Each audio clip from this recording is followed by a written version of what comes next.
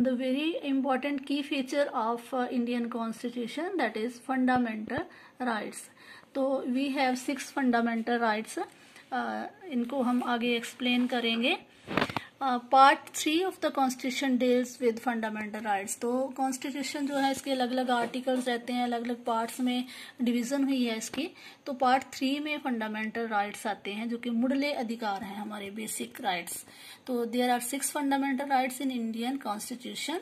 तो section of fundamental rights जो है इसको डिस्क्राइब किया गया है as the conscience of the Indian constitution. मतलब संविधान की अंतर आत्मा, जहाँ सोल कह लो, जमीर जो है संविधान का, वो है जी फंडामेंटल राइट्स. फंडामेंटल राइट्स हमें सरकार की निरंकुशता से बचाते हैं. मतलब फुल कंट्रोल जो उनका पावर का रहता है वो मिसयूज ना करें, उससे हमें प्रोटेक्ट करते हैं. तो let's see the fundamental rights कौन से हैं. Right to equality, right to freedom, right against exploitation, right to freedom of religion, cultural and educational rights, right to constitutional remedies. तो आगे हम इनको एक्सप्लेन करेंगे. Right to equality. तो all persons are equal before law. कानून के सामने सभी लोग बराबर हैं, चाहे वो किसी भी धर्म के हैं, जाति के हैं. All citizen shall be equally protected by the laws of the country. तो जो भी एक कानून है वो सबके ऊपर लागू होगा, सारे नागरिकों के ऊपर.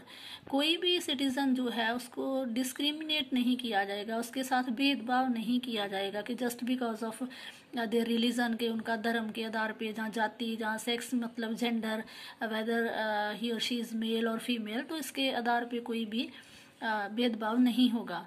तो हर एक जो पर्सन है access to all public places, जैसे प्ले ग्राउंड्स हैं, होटल्स हैं, शॉप्स हैं, गवर्नमेंट हॉस्पिटल्स हैं, पब्लिक पार्क्स हैं, तो उनमें से जाने के लिए किसी को भी डिनाई नहीं किया जाएगा, रोका नहीं जाएगा.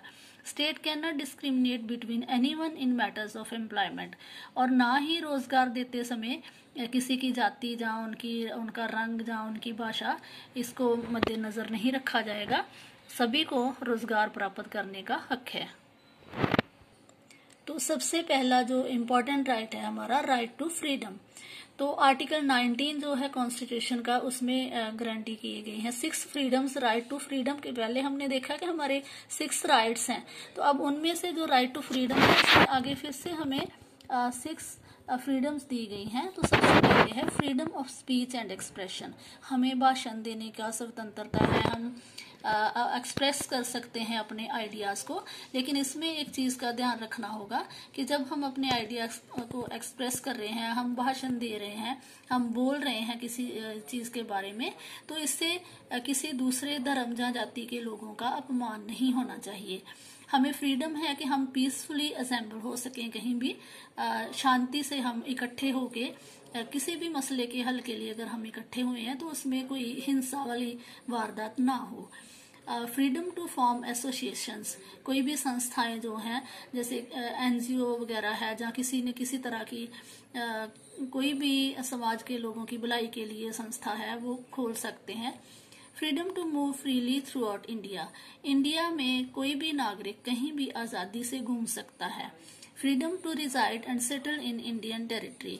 तो इंडियन टेरिटरी किसी भी, मतलब भारत के किसी भी हिस्से में कोई व्यक्ति आज़ादी से रह सकता है.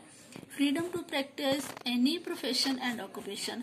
कोई भी काम जो है अपनी योग्यता के अकॉर्डिंग, अपनी स्किल्स के अकॉर्डिंग, कोई बशर्ते कि वो किसी कानून को वायलेट ना करने वाला हो, वो हिंसा के रास्ते पे ना चलने वाला हो, तो कोई भी जो अच्छा काम है वो अपनी मर्जी से लोग कर सकते हैं. Next is right against exploitation, मतलब शोषण के खिलाफ.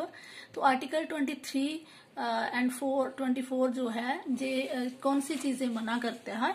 ट्रैफिकिंग ऑफ ह्यूमन बींग्स, कि जो तस्करी होती है, स्मगलिंग होती है, लोगों को की खरीद बेच होती है, वो नहीं हो पाएगी.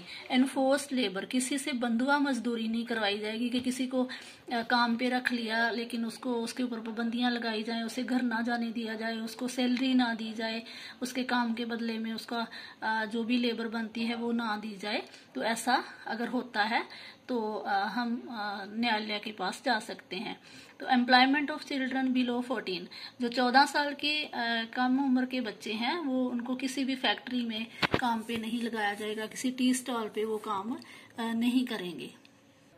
Next is right to freedom of religion, कि किसी भी धर्म को मानने की आज़ादी।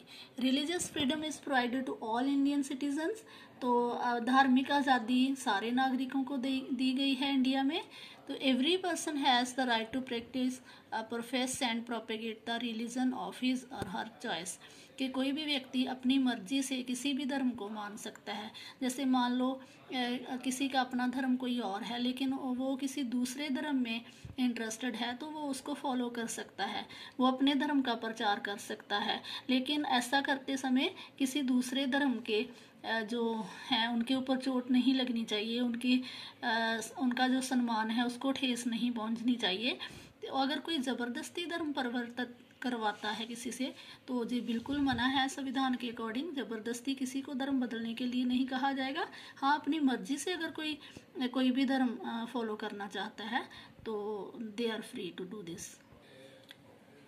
कल्चरल एंड एजुकेशनल राइट्स, जो हमारे सभ्याचारक और हमारे एजुकेशन से पढ़ाई से रिलेटेड जो राइट हैं, तो ऑल माइनॉरिटीज रिलीजियस और linguistic can set up their own educational institutions to protect their own culture, कि जो भी माइनॉरिटीज़ हैं, जैसे हमने पहले भी डिस्कस किया है कि कम गिनती में लोग हैं जो अब अगर हम कम गिनती की बात करते हैं तो इसमें there is difference between the scheduled caste, scheduled tribes and the minorities.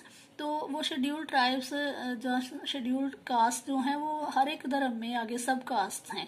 तो माइनॉरिटी वो है कि इंडिया की टोटल आबादी कितनी है, जैसे 100% में से तो 80% हिंदू मेजोरिटी एंड बाकी क्योंकि उनकी पॉपुलेशन ज़्यादा है तो मेजोरिटी में है। तो माइनॉरिटी में आते हैं कम गिनती में Sikh, Christian and Muslims.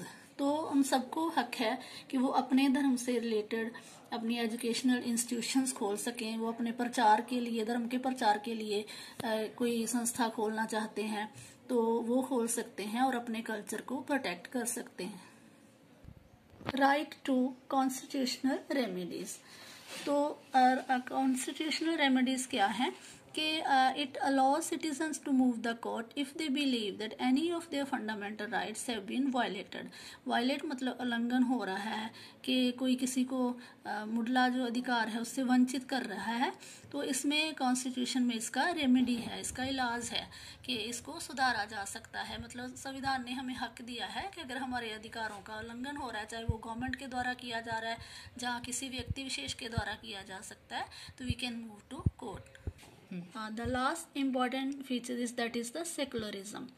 Secular state is one in which the state does not officially promote any one religion as the state religion. तो जो स्टेट कोई भी सेकुलर स्टेट है वो होता है धर्मनिरपेक्ष राज्य, कि किसी के भी साथ धर्म के आधार पर भेदभाव नहीं किया जाएगा और किसी भी धर्म को सरकारी जहाँ दफ्तरी जो धर्म है, जहाँ कह लो कि सरकारी धर्म के रूप में मान्यता नहीं दी जाएगी। जितने भी सिटीजन्स हैं, नागरिक हैं, उनको पूरा हक है कि वो अपने फंडामेंटल राइट्स को फॉलो करें और उसके अकॉर्डिंग वो अपने धर्म का प्रचार कर सकें। तो the state will not discriminate between citizens on the grounds of religion और लैंग्वेज। तो स्टेट जहाँ मतलब है गवर्नमेंट से, कि गवर्नमेंट किसी भी तरह से किसी भी नागरिक के साथ भेदभाव नहीं करेगी कि उनके रिलीजन को लेके, कि उनके धर्म के आधार पर या उनकी भाषा के आधार पर किसी तरह का भेदभाव जो है वो नहीं होगा। तो this is the secular state. तो आई होप कि आप सारा समझ गए होंगे कि what is the constitution, why do we need the constitution, what are the की